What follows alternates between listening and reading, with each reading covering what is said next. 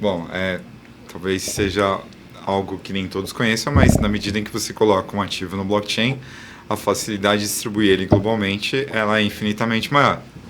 Então, assim, estão surgindo ecossistemas em blockchain em vários países do mundo, e esses ecossistemas, desde que interessados por esses tokens, poderiam recebê-los também para gerar liquidez para essas operações. Então, não necessariamente, e aí não estamos falando de agora, mas de um próximo passo e de uma oportunidade que obviamente está aberta e disponível com a tecnologia, que é a distribuição.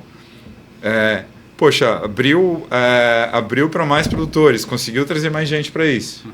A gente também consegue abrir para mais investidores, porque a tecnologia permite isso automaticamente. Vão ter CBDCs, enfim, vai ter uma série de coisas que vão se conectar a isso. Então, assim, as oportunidades aí, assim, são muito grandes. E assim, a gente está falando, a plataforma, obviamente, uma vez que ela estiver rodando, ela pegar a tração e as pessoas estarem ali entendendo de como ela funciona e tudo mais, a gente vai ter os investidores chegando lá. Mas nesse momento, até quando entra no site de vocês, da Forest Token, aparece lá também uma lista de players, inclusive players do mercado financeiro tradicional. Alguns desses estariam, num primeiro momento, ajudando numa distribuição local disso aí, ou não? Como é que você está pensando nessa questão? A gente fala de distribuição, obviamente que está em blockchain e tudo mais, a gente já pode pensar em global, que até uma segunda pergunta eu quero fazer daqui a pouco. Nesse momento, a gente está até, Bruno, é importante esse esclarecimento, a gente deixou a plataforma fechada, ok. Então a gente não vai distribuir para varejo, digamos assim, sim, né? Sim. É B2B. Então nós estamos falando do produtor de qualquer tamanho, e na outra ponta a indústria. E fundos de investimento. E fundos de investimento. Isso. Fundos de investimento. Que hoje a gente vê assim, vamos tentar resolver o básico, que é ter que já é um tremendo avanço. Já é um tremendo avanço. Vamos ter uma... gigante. Já é um gigante. Eu acho que como no nosso checklist, né, o M&A florestal realmente mais barato, realmente mais fácil, mais simples. O monitoramento florestal funcionando, semanalmente atualiza, você pode acompanhar teu ativo. A sala de negociação para chegar no preço e a possibilidade de você desmobilizar isso, né? O Rodrigo sempre comenta sobre quem compra o ativo no método tradicional, depois tem que, para vender, todo um custo novamente. Então ali a gente vai ter esse ambiente. Esse passo é importante, cara, porque isso é algo também para fundos que a gente enxerga, por exemplo, assim, que fundo que pode segurar 7 anos? Entendeu? Então, por exemplo, o que a gente está desenhando isso lá... é VC.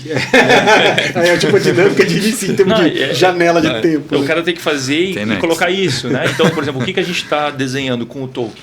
O token vai permitir que, por exemplo, um fundo fale assim, não, eu tenho apetite para risco. Sim. Então, eu entro num plantio zero, do ano 0 ao ano 2, que é onde tem mais risco, né? Por exemplo, onde se você pegar de 0 a 7, é onde pode ter maior mortalidade, tem maior custo, tem maior dificuldade. Depois disso, minimiza muito-se o risco. Basicamente, o risco vem com algumas pragas, incêndio. Mas então, o que a gente faz? Esse fundo pode vender para outro fundo. E a plataforma funciona como agente liquidante, vamos dizer, dentro ali, porque a indústria está ali. Quem vai consumir? A indústria. Tá? Então, sempre o nosso final vai ser lá. E aqui eu queria colocar um ponto interessante, assim, para dar um exemplo do que a gente está fazendo. A gente tá dentro do Shell Startup Engine. Legal. A gente foi selecionado esse 23, 24. Sim. E a gente está fazendo uma POC lá para um desafio que é para um mercado bem interessante, assim, para essa era de ESG que a gente vive, que é a geração de energia, né, calor e energia via biomassa. Esse é um grande desafio hoje, porque esse mercado é um mercado que ele sofre muito por causa da celulose. A celulose tem muito dinheiro no produto final, então ela consegue comprar, dominar a região. Eleva o preço, né? Então, para você ter uma ideia, por exemplo, as empresas nos consultam para a gente fazer estudos de mercado, o Grupo Index, para ver onde que seria o melhor lugar para ela colocar uma planta, onde que eu adquiro madeira, por exemplo. Isso é uma dificuldade hoje. Então, a gente está fazendo um projeto para a plataforma que seria...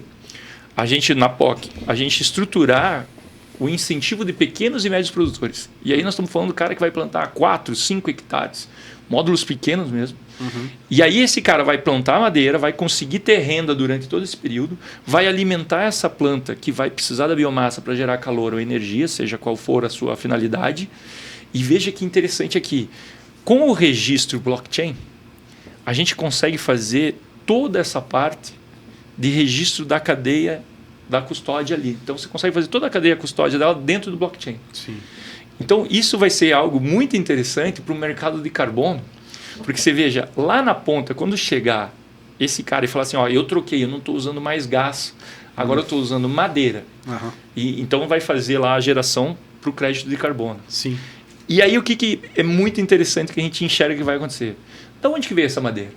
Veio de uma área de desmate? Primeira pergunta. Veio de uma área que era nativa? Veio de uma área que não pode? Veio de uma APP? Não, a gente consegue comprovar isso. Segundo, que agora começa a dar valor. Porra, isso aqui veio de um quilombola. Isso daqui veio... Daí a gente vai para o S. Agregando todos esses elementos. E aí o crédito de carbono ganha mais valor. Tem um preço diferente. Olha só que A legal. gente pode agregar isso porque... Beneficiando ele.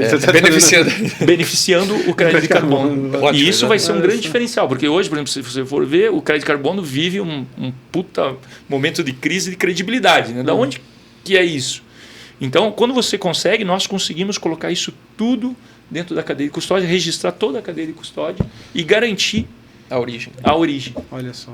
E isso vale para tudo, por exemplo, para madeira. Aí, por exemplo, se você pensar, outra coisa que nós também estamos trazendo para o mercado, aço verde. Tá? O aço, para ser produzido, ele precisa da parte de carbonificação, ele precisa, ou você vai usar a madeira ou você vai usar o carvão. Você pode usar o carvão mineral ou o carvão vegetal, Sim. que vem de florestas plantadas. E aí, por exemplo, uma das coisas que a gente consegue provar hoje é que a madeira nessa cadeia, quando chegar lá na Volvo, na grande empresa que vai produzir o caminhão, vai usar isso, aquele aço, a gente consegue buscar aonde veio aquele carvão que usou para fazer aquele aço verde. Garantindo que é, sim, primeiro, carvão vegetal. Segundo, não é de uma área de desmate, é um carvão legal, que é um grande problema hoje. Então você consegue fazer todo esse registro. Isso e isso resolve uma dor de aliar o discurso à prática do que a gente tem sido falado de ESG e de falar, cara, tá, mas vamos comprovar isso na base, seja de um celular que você compra que pode ter trabalho infantil, de seus componentes, até o processo de produção do aço. Do aço, rastreabilidade. Por exemplo, é um dos mercados mais fortes para nós, o mercado de Minas, basicamente, é um dos maiores mercados florestais. Basicamente, as florestas lá estão focadas em atender a demanda da produção né, de aço no Brasil. E dentro disso a gente consegue resolver dois problemas. Né? Então, primeiro, liquidez e tudo mais, e ainda trazer a questão de rastreabilidade, que é hoje uma das maiores dores que a gente tem para produtos.